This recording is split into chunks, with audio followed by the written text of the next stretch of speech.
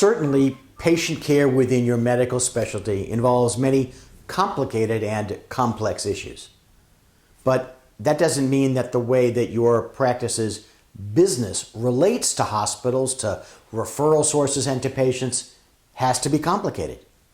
And it doesn't mean that the way that the arrangements among your practice's owner physicians or between your practice entity and its employed or subcontracted physicians has to be complicated.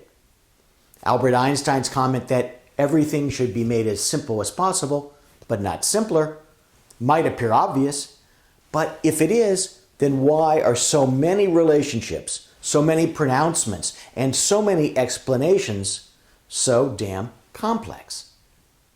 I think it's because, although at first it seems counterintuitive, oftentimes we make things complex because it's easier than making them simple.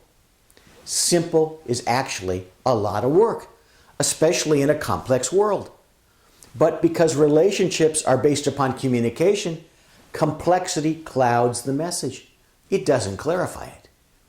The object is to advance your business interests, to make you more profitable, and to manage your risk of loss. It's to transform your business in an accelerated manner.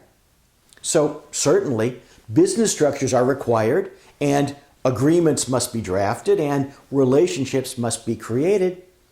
But it's those structures that are only as complex as minimally required. In other words, those that are as simple as possible, but not simpler, that serve you best, just as are those agreements which simply and clearly delineate expectations.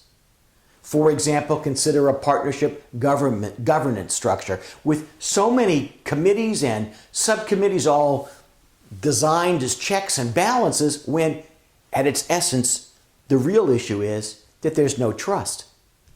The added levels of complexity do nothing to enable the business of the practice to grow. In fact, they stymie it. I know it's a complex idea, but strive for simple.